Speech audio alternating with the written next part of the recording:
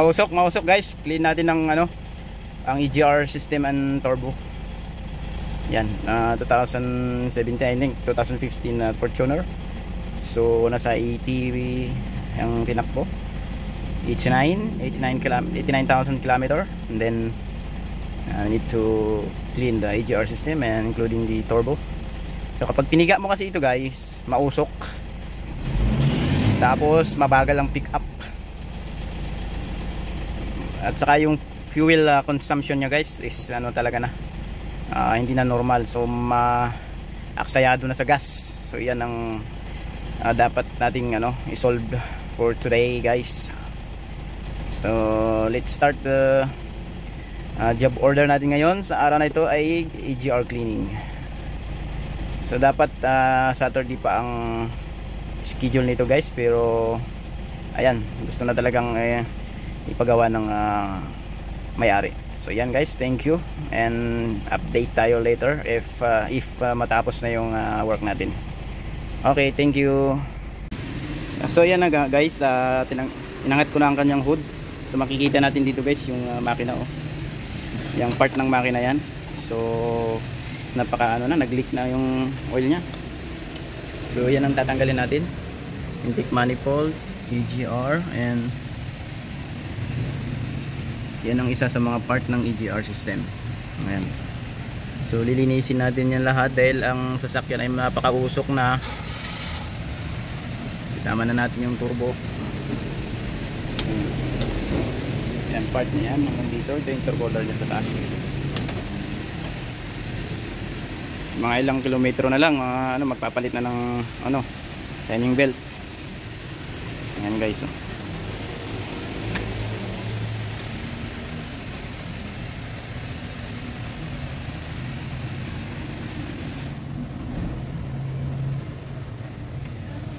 Kuya Marnie kung saan na yun yan, lilinisin ko pa to, kasama na yan. Oo. Kasi nga hindi naman kasama yan talaga pero siyempre linisin na rin natin. Mabilis lang naman yan.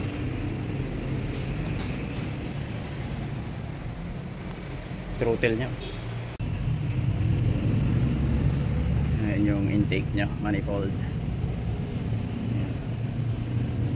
Ayan natin. So ito guys, tanggalin natin yung intake manifold. So yan kailangan natin punasan yan mamaya. So napaka nito guys, napaka tukado talaga, napakasikip ng magtanggal ng manifold. Kaya yung iba siguro yung napapanood natin hindi nila tinatanggal, pero kailangan natin tanggalin yan guys para malinis. Bawas usok kasi yan kapag may langis pa rin dyan, ayan, mausok pa rin yan kasi dadaan ang hangin dyan from air cleaner, intercooler, tapos dadaan dyan, siyempre intake manifold dyan. Dyan ihigop ang cylinder head, ay pupuntang hangin sa cylinder head. Ayan, magiging mausok na yan. Tapos yung turbo magkakalagis din. Ayan, sama-sama na yan, papunta na doon from intake to exhaust, kaya mausok. Okay guys, okay na tayo dito sa sa intake manifold. So dito tayo sa turbo ngayon. Ayan, umpisahan ko na. So tinanggal ko na yun nasa ilalim para hugot-hugot na lang tayo dito sa taas. Ayan, tingnan nyo yung nya siguro yung langis nito ubos na, nakapag change oil na daw siya. So mga 3K na lang mag change oil ulit. Tingnan nyo paano mo hindi lilinisin yan. Mausok yan, lalo na kapag kunting tapak mo lang ng silinyador, mausok na agad ang tambutso guys, maitim yan So ayan guys, natanggal na natin yung exhaust manifold. Ayan, nandyan yung turbo. Tignan nyo yung leak nya grabe. Ayan, hanggang sa baba So ngayon, medyo babawasan natin ngayon yung nyan, yung mga nakakapit na alikabok ng itim na dyan. So ayan, dun sa kabila yung intake naman. Proceed tayo dun sa ayan na guys. Dito muna tayo sa may intake, party ng intake. So ito yung sa EGR. Ayan, may mga solenoid yan, may motor yan. Tignan nyo yung dumi nya guys. hindi man siya pumapal na as in talagang carbon na siya, pero yung kasing epekto niyan sa ano, sa emission, mausok dahil ayan na nga, nagkakalangis-langis na. So ito medyo barado na talaga siya. Ayan, barado na yan. Kailangan kuskusin yan. Matagal din ang paglilinis nito guys kung talagang gusto mong pumuti yan. Tagal-tagal yan. Siyempre kailangan natin tapatan yung ano ng may-ari nitong sasakyan. Linisin natin mabuti. So ito yung intake. Oh, ano na rin yan, oh. Linisin talaga yan. Ito yung throttle. Yan, throttle yan. May motor din yan. Ito yung butterfly nya, oh. So may intake yan, oh. Ito yung intercooler nya. Yung intercooler nya linisin din natin dahil tinan nyo naman, oh, kalangis-langis pumasok na dyan sa loob. Yung ano nga papalitan ko na sana to wala na yan, barado na yan. Mausok din yan kapag barado ang filter natin guys. Ayan, oh. Dito na tayo sa turbo. Ayan, solenoid, turbo motor yan, oh. Dalawa yan.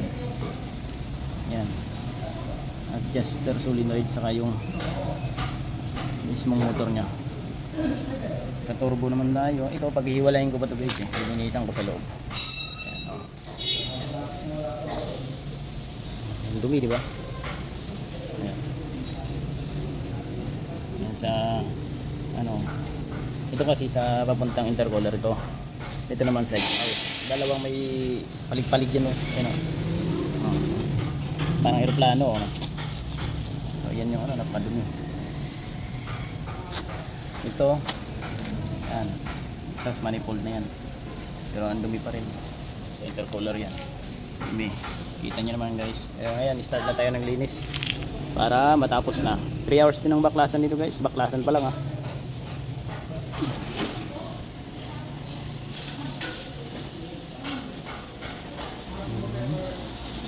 Fortuner 2015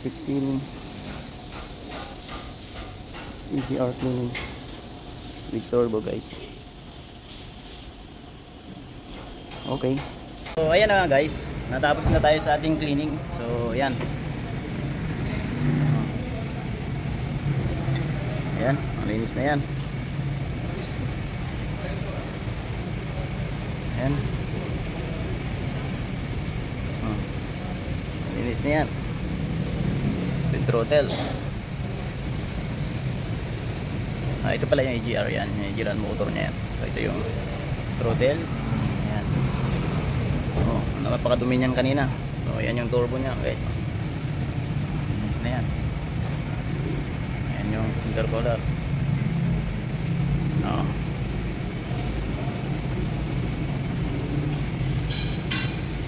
So wala tayong editor niyan guys. Tayo lang. Wala yung pinagkaiba sa marumi pa.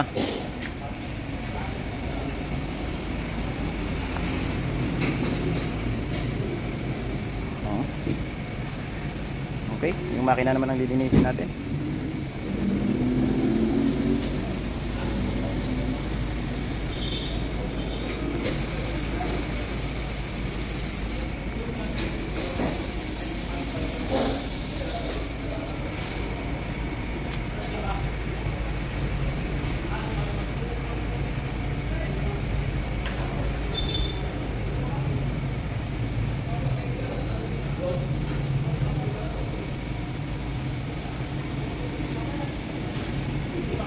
Okay.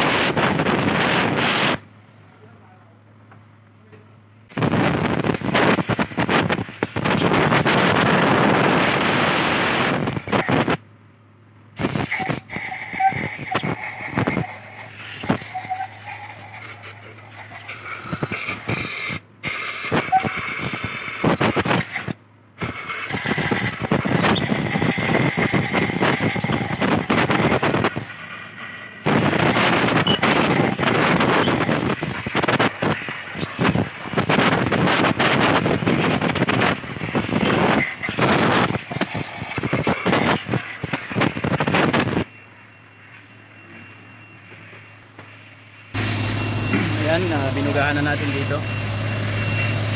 Lagay mo muna. Salamat. Kaya mga pangalan sa dito. Sige. Ayan. Para kumintab-kintab naman. Dito. Ayan. Palangis-langis kanina yan. Linis na ang konti.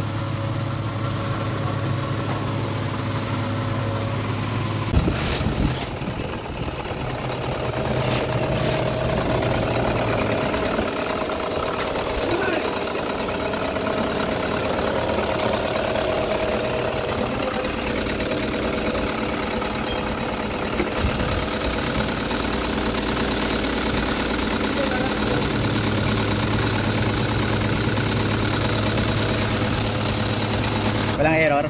Ano yan? Check engine. Wala, dito. Wala. Okay ang idle. Ano nga po? Accelerate. Isang ano lang. Sige po.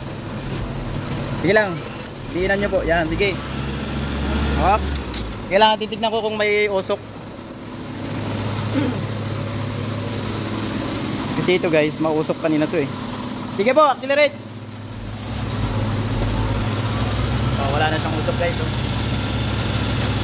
Isang ganun po. Isang sagad. Ayan o. Ayan. Tirang tira na lang yan. Okay.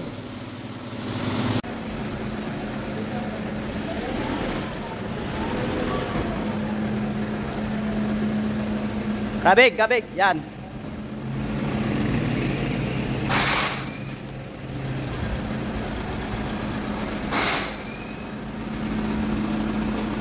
Sige lang sir, sige lang.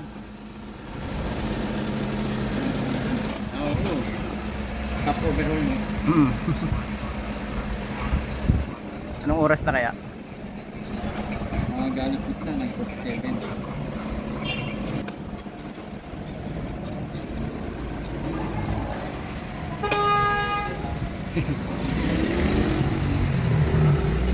Gana ng takbo niyan. Bakit? Malinis na yun. Oo. Gano'n ng carbon. Sige lang. Kusina lang binigay.